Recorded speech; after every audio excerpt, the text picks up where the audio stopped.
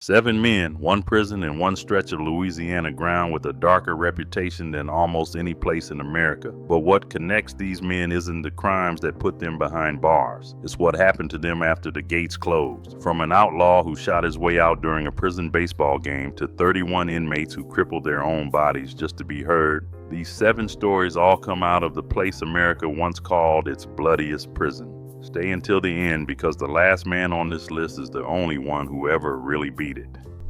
And it all starts with a man who spent his entire life proving that no jail could hold him.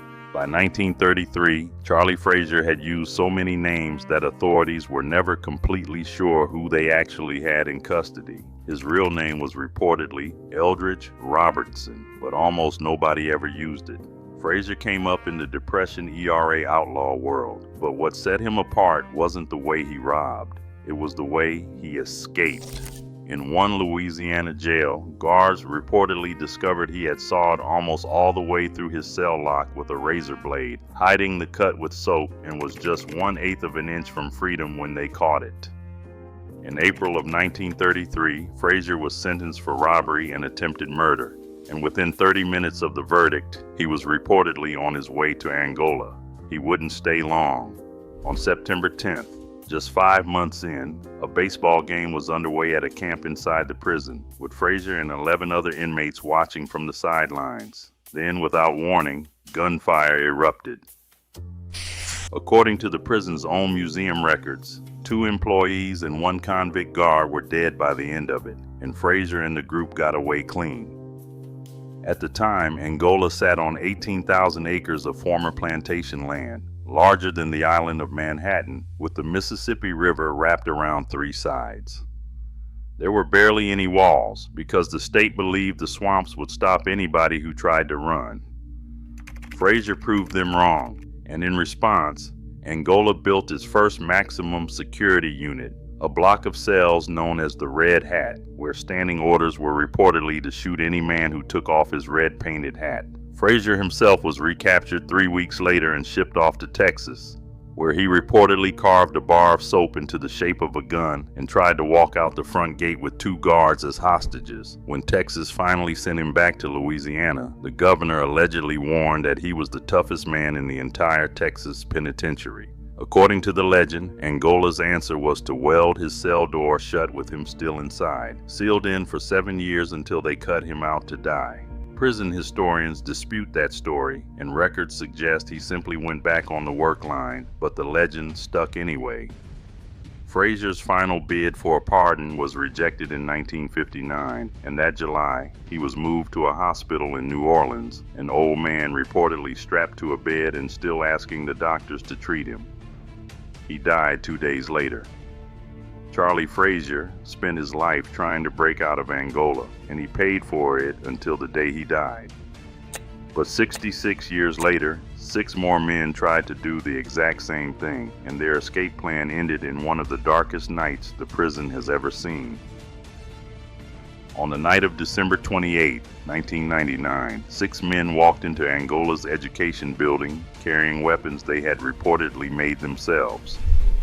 All 6 were convicted murderers, serving life without parole, expected to die inside that prison, and according to investigators, all 6 had decided they weren't going to.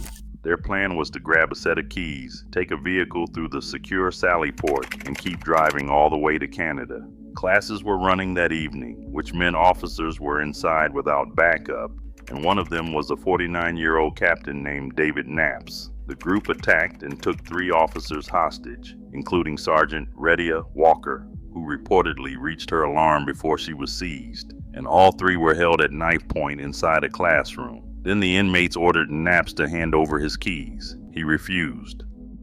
According to prosecutors, Knaps was beaten with a small hammer and stabbed to death on the floor of that classroom. He never gave up the keys. Officials had the building surrounded within minutes, and when the tactical team came through the door, one of the 6, Joel Durham, allegedly charged them with a knife and was shot dead. The 2 remaining officers were pulled out alive. 2 days later, arrest warrants went out for the 5 survivors, and before long, the press was calling them the Angola 5. But the detail that stayed with the people was about Knaps himself.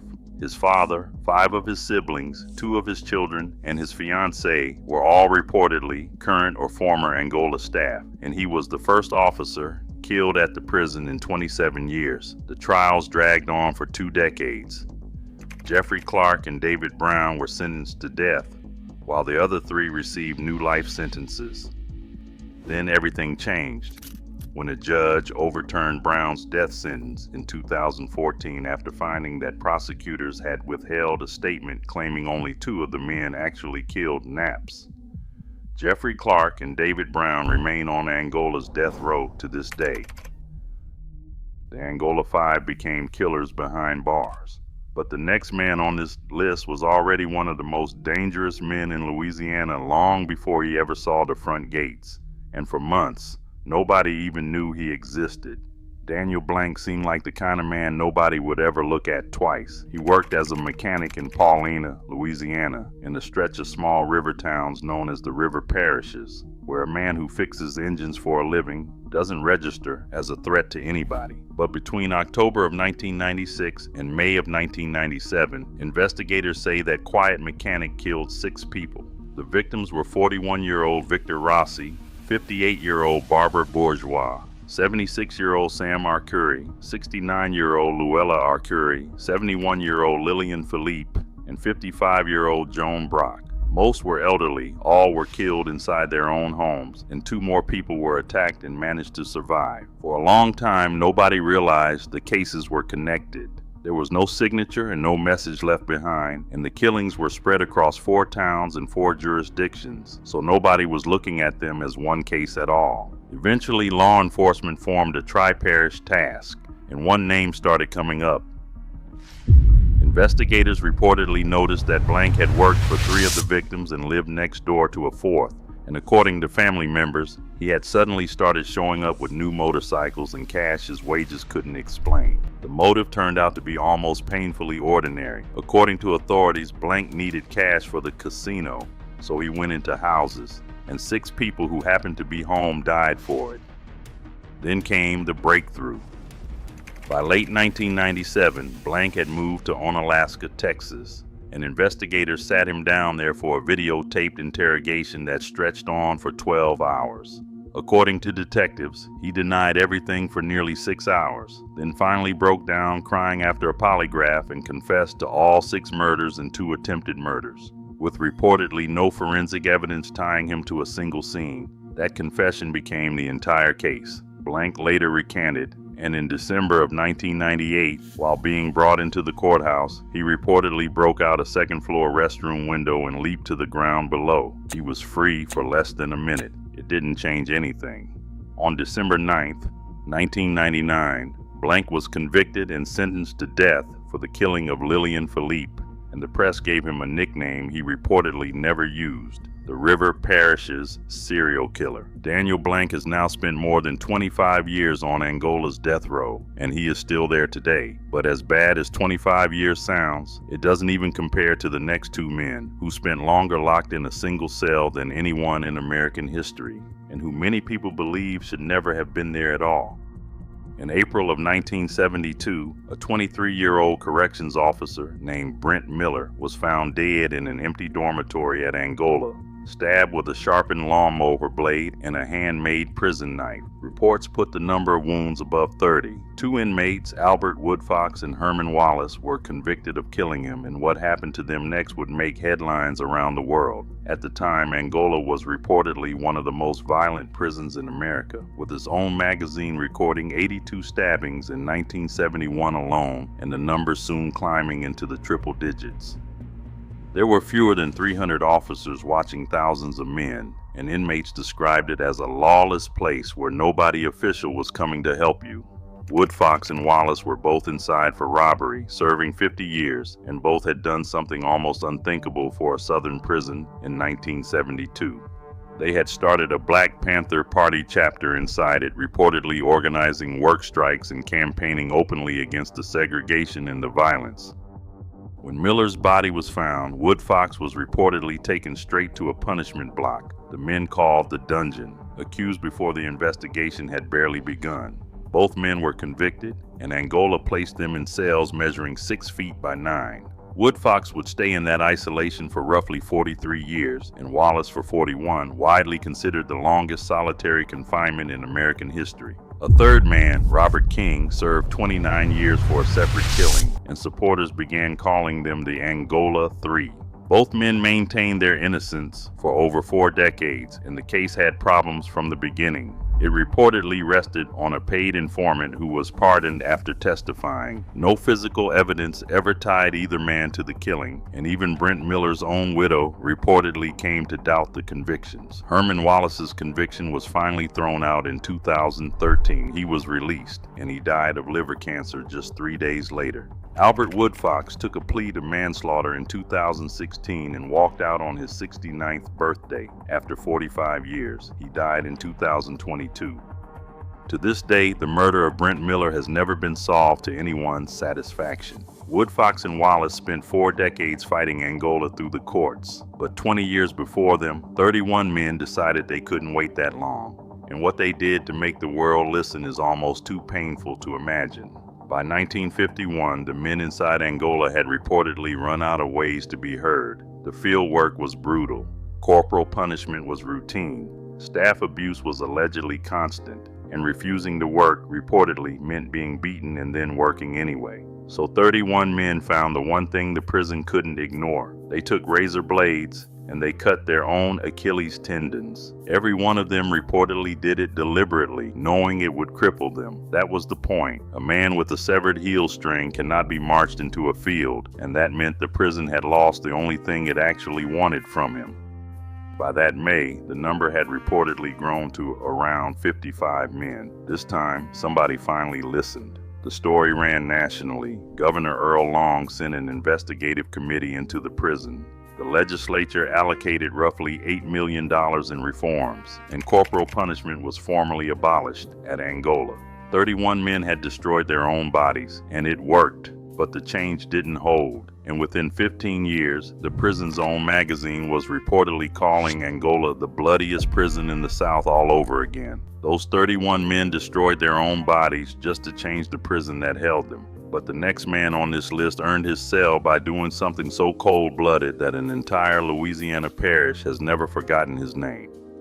Just before dawn on August 16, 2012, a Louisiana deputy named Michael Boynton was reportedly working a security detail at a refinery parking lot when a gunman in a passing truck opened fire, hitting him multiple times. Badly wounded, Boynton still reached his radio and described the truck that had just sped away. That truck was traced to a nearby trailer park called Scenic Riverview, and when deputies drove in after it, they had no idea they were driving into an ambush. One of the men waiting for them was named Kyle Jokel. The group inside reportedly called themselves Sovereign Citizens, part of an anti-government movement the FBI classifies as domestic terrorism, whose members believe American laws simply do not apply to them. The cell was allegedly led by a man named Terry Smith, and Jokel was already a wanted fugitive out of Nebraska, accused of threatening bar patrons and law enforcement. When deputies confronted them, Jokel and Terry Smith reportedly tried to run, and both were handcuffed on the ground. For a few seconds, it looked like it was all over. Then Terry Smith's son, Brian Smith, allegedly picked up an AK-47 and opened fire. Deputies Jeremy Trich and Brandon Nielsen were both hit, along with 2 others, and in the chaos, prosecutors say Jokel got out of custody and got his hands on the rifle. He allegedly fired on Trich while Trich was screaming, then walked over to the wounded Nielsen, stood over him, and shot him at point-blank range. Jeremy Trich was 27 years old, a husband with a 2-year-old son at home. Brandon Nielsen was 34, a married father of 5. For the people of that parish, one detail has been almost impossible to put down. Trich's parents reportedly lived just yards from that trailer park, and on his way to the call, he phoned his mother to tell her he loved her. Minutes later, his parents heard the gunfire from inside their own house, his father insisting that Jeremy was trained well and there was nothing to worry about. By then, both deputies were already dead. At trial, Joeckel's defense argued that Brian Smith fired every shot that mattered, but in February of 2020, the jury reportedly took under 30 minutes to convict him of first-degree murder, and barely longer than that to recommend death. Brian Smith was ruled mentally incompetent to stand trial and remains in the state hospital, never tried for either killing. Kyle Joeckel sits on Angola's death row today. Kyle Joeckel will almost certainly die inside Angola, just like nearly every man who enters it. But the last man on this list is the reason you stayed until the end, because he is the only one who ever truly beat the place, and it took him 44 years to do it. On a rainy night in 1961, a 19-year-old janitor from Lake Charles named Wilbert walked into a bank with a plan he had not thought through. Rideau was nearly illiterate, raised in a sharply segregated Louisiana town. The robbery reportedly fell apart almost immediately. He took hostages on his way out, and in the aftermath, he killed a bank teller named Julia Ferguson. He shot her, and then he stabbed her. He has never disputed any of that. A white mob gathered at his arrest, and again outside the jail, and the sheriff reportedly had to bring him in through a back door just to keep him alive long enough for trial. The court appointed 2 real estate lawyers who, according to reports, mounted no defense at all. 12 white men convicted him, and he was sent to Angola's death row in 1962. In 1963, the United States Supreme Court threw out his conviction, describing it as kangaroo court proceedings, but Louisiana convicted him again in 1964 and again in 1970, each time with an all-white, all-male jury. When the Supreme Court later forced states to rewrite their death penalty laws, his sentence quietly became life. Then his story took a turn that nobody could have predicted. During 12 years in solitary confinement, Rideau taught himself to read, alone in his cell. When he came off death row, he tried to join the prison magazine, the Angolite, but was reportedly rejected because it was segregated and he was black, so he started his own publication instead. Then came desegregation, and in 1976, Warden C. Paul Phelps handed him the Angolite on a reported handshake agreement with one simple term: the magazine would be uncensored. Rideau ran it for 25 years as the only uncensored prison publication in America, winning national journalism awards and filing reports for National Public Radio, until Life magazine reportedly called him the most rehabilitated prisoner in America in 1993. He was still in prison, even as most of the men locked up around the same time for comparable crimes were reportedly pardoned and released. In the year 2000, the Fifth Circuit threw out his conviction yet again, and River Parishes re-indicted him, reportedly making it the oldest criminal prosecution in American history. In January of 2005, a racially mixed jury convicted him of the lesser charge of manslaughter, and having already served 44 years, Wilbert walked out of that courthouse a free man. The town never agreed about it, and it still doesn't. Some believe the system had finally corrected itself, while others believe that a woman was dead, and that the man who killed her had been handed a career, a shelf of journalism awards, and a way out. Julia Ferguson has now been gone for 65 years. As for Angola, it is still there today. 18,000 acres, more than 4,000 men, most of them serving life, and more than 90% expected to die on the property. Executions resumed in 2025 after a 15-year pause, and 4 of the men in this video are sitting on that death row right now.